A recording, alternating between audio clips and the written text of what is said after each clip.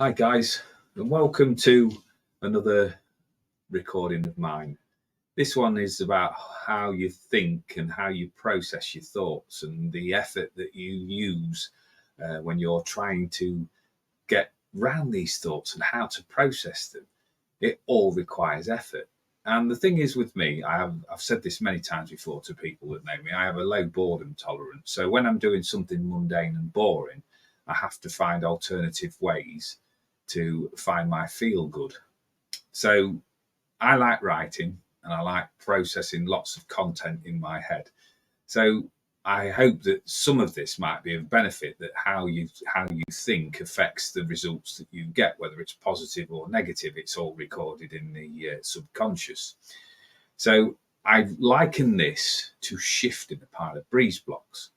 So to give context for what I'm going to talk about here, this was about a day's work that I experienced a year or so ago, and what my end results were, and how I had to deal with the childlike part of me that doesn't like routine.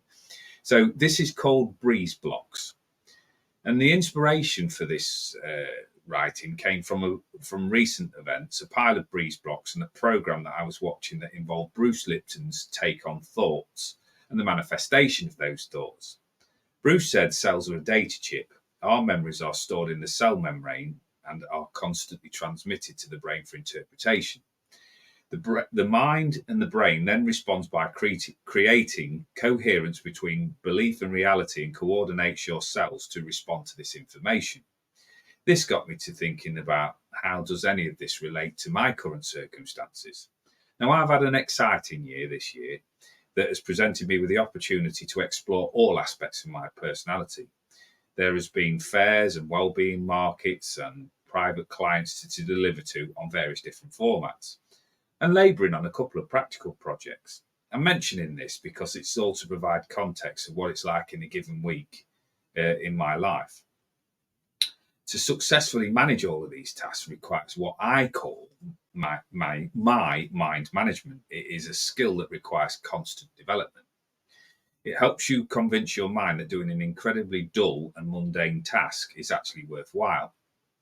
To help with this, I recommend using your imagination to find any positivity whatsoever. Look for anything that brings in a sense of feel good. I have a very low boredom tolerance, and when I get bored, I tend to lose focus very quickly. I need to realise this when this is happening, because as with things, most things in an adult life, we have obligations to take care of. I had to do a job recently, and the instruction was quite simply to move as many blocks as I could from one place to another. So let us split this down to its barest form. It was a tedious and mundane job with little or no personal fulfilment. But quite simply, the job needed doing. Mind management was required here. Humans have limited amounts of life hours on this mortal coil, so every thought, deed, and actions uses these life hours, and they can never be replaced or earned back. I needed to convince my mind that the task was worthwhile in some form or another. The only way that I could achieve this was to find my feel good. For me, that represented the opportunity to earn a day's wages and the personal pride of getting a job done. This still, however, leaves me with that boring aspect, and I have to contend with it. Now, boredom can be defined as an ineffectual way of managing your time. This means that boredom is a thought, and the feelings attached to the thought aren't pleasant. So it came down to this: I either needed to think differently or distract my mind in some way or another. So I decided on a strategy. I started by counting the bricks in the pack while loading up the barrow. There were 96 blocks per pack, 6 blocks per barrow. This equated to 16 trips with a barrow going from the front driveway to the back garden. This would entail a considerable amount of physical effort and also handling the blocks twice. I needed my distraction, so I imagined myself as a metronome. I would keep up the same methodical pace. I would load up 6 blocks out front and transport them to the back and unload them once I got there. I kept up this pace consistently, only stopping for the odd drink and my lunch break. At the end of the shift, I had successfully moved over 350 blocks using a repetitive process. I'd achieved what I'd set out to do. So let's review the process. Success was the objective. How did I accomplish that? I thought the thought, I applied the action, I considered the obstacles, and then I proceeded. At the end of the process, I evaluated the results and then looked to see if there was any alterations that might be needed if I had to do the job again in the future. The part of me that doesn't like routine needed placating during the process itself, so I needed to distract it. I began to consider other things. Moving the blocks requires physical effort, and the more energy you exert, the more your energy levels deplete. So it's prudent to think about how you're going to invest that energy, the results that you are going to get from it. So using my vibrant imagination, I imagined the blocks I was moving as a thought. The thought would be pretty heavy and would need handling in a certain way to preserve my energy levels. I would therefore quickly have to make a decision on how to carry that thought. Would I apply an action to the idea and move it on, or would I need to put it down? If I do something successfully and then I act upon it, it will be worthwhile storing the procedure in my subconscious mind because I could use it again. Something worthy of note is that the subconscious mind will hold any and all information as fact. It does not distinguish between fact or fiction. It just takes everything at face value. This means it would also store unsuccessful outcomes if that was the information that I presented to it. You become what you think, so they say. So mind management is crucial. Learn when you're sending yourself duff information.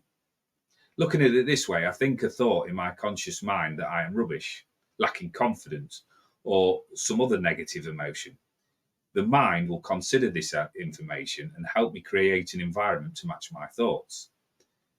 And what I focus on the most is what comes into being.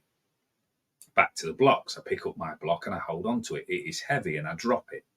I pick it up again and then place it onto the ground in its correct place. Now I ask myself, was that a successful action, or do I just focus on the fact that I dropped the block before completing the task? I remind myself again of what the subconscious does. It records data at face value. Let us take a recurring and repetitive thought. I am not good enough. I won't achieve.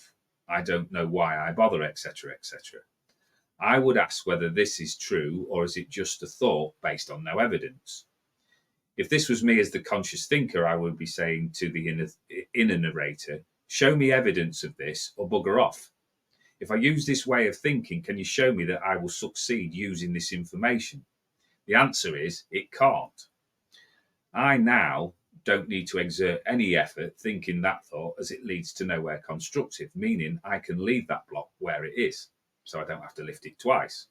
I would remind myself that I only want a thought process that presents and contributes to a successful outcome. I want to be sure that it ends up in the right place from lifting my heavy block. However I have managed it, the focus is on the end result. I can adjust the process to allow for dropping the block. But as long as it ends up where it's needed, no over-evaluation is required. I can then happily instruct the subconscious mind to record the completion of the task. I can then use that record in the future. And the same results will happen time and time again if I follow the procedure. I can also make adjustments as I go along. In closing, every action and thought requires effort. Every effort we exert has an effect on ourselves and our energy levels. This can either be positive or negative. Look carefully at the results that you gain from your thoughts and actions. Don't buy into the idea that you're fated to do something, to do this or to do that is all I know. If you accept that, you accept the thought, the result will be recorded and repeated until you recognize the pattern and make the necessary changes. So before I sign off, I want to ask myself, have I moved this energy block before? Did it go well or contribute to something productive? Or did I just use a lot of effort and get nowhere near the desired destination? It's just a few of my thoughts. And as I close off on this presentation, is to just say to you that if you do what you've always done, you'll get what you've always got. Look at your objectives that you are trying to achieve in your life and your daily life and decide whether you want a negative outcome or a positive outcome. Because what we're looking for as we go along life's path is everything that we do, we're looking for a better feeling in some way or another. So as we move along life's path, we're looking for that better feeling. If we're not getting the better feeling, we need to change the strategy.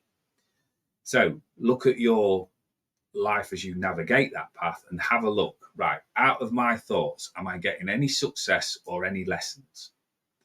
If I'm getting success or lessons from the way that I think and act, then that is worth recording in the subconscious mind, and we can use that again and again and again.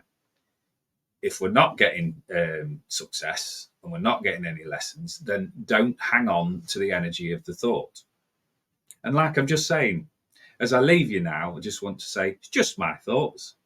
Thank you very much for listening to me, and hope to see you on the next one. Don't forget, guys, like and subscribe to this channel for more eclectic thoughts. Thank you very much for listening.